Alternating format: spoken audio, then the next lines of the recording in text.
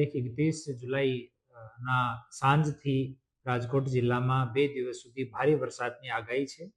આમાં આજે કલેક્ટર સાહેબની અધ્યક્ષતામાં જિલ્લા ડિઝાસ્ટર કમિટીની બેઠક થઈ. આમાં તાલુકા લેવલ ઉપર ડિપ્ટી કલેક્ટર રેન્કના અધિકારીઓની નિમણૂક કરવામાં આવી છે. એની સાથે તમામ પોલીસ અને બીજા ફાયર અને તમામ વિભાગ જે છે એની સાથે સંકલનમાં રહીને અને તમામ લોકો ફિલ્ડમાં રહેવાના છીએ. આ ભારે વરસાદની આગાહી દરમિયાન હું આપ મીડિયાની મારફતે આપ સૌ લોકોને અપીલ કરું છું કે જ્યાં સુધી બહુ અગત્યનો વિષય ના હોય ત્યાં સુધી ઘરથી નીકળવાનો ટાળો.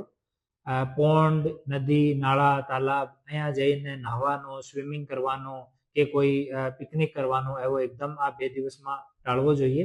જિલ્લામાં તમામ જગ્યા ટ્રાફિકને જ્યાં જ્યાં ઇસ્યુ રહેતા હોય છે ત્યાં તમામ જગ્યા ટ્રાફિક પોલીસ તૈનાત કરવામાં આવી છે અને 24 કલાક ટ્રાફિક પોલીસ ત્યાં તૈનાત રહેશે.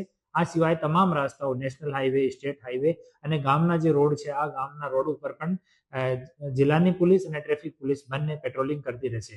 જે જગ્યા પાણી ભરતો હોય છે ત્યાં તમામ જગ્યા પોલીસનો, હોમગાર્ડનું, જીઆરડીનું આનો બંદોબસ્તની ફાળવણી 24 કલાક માટે કરવામાં આવી છે.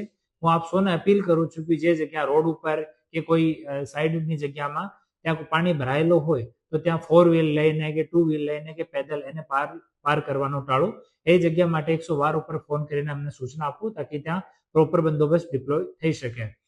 જ્યારે હાઈવે ઉપર કોઈ સંજોગોમાં ટ્રાફિક જામની સ્થિતિ સર્જાય ત્યારે સાઈડના ગામના નાના રોડ લઈને અને ત્યાં પાર કરવાનું ટાળો.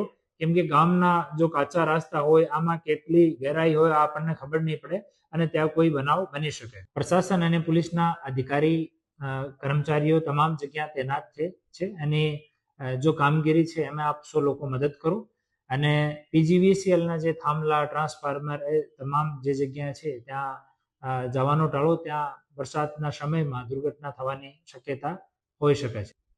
કોઈ પણ પ્રકારની મદદ માટે લોકલ પોલીસ સ્ટેશન સિવાય 112 નંબર ઉપર, 1077 ઉપર અને જિલ્લાની જો ઇમરજન્સી ડિઝાસ્ટર ઇમરજન્સી હેલ્પલાઇન છે એના ઉપર સંપર્ક કરવા વિનંતી છે.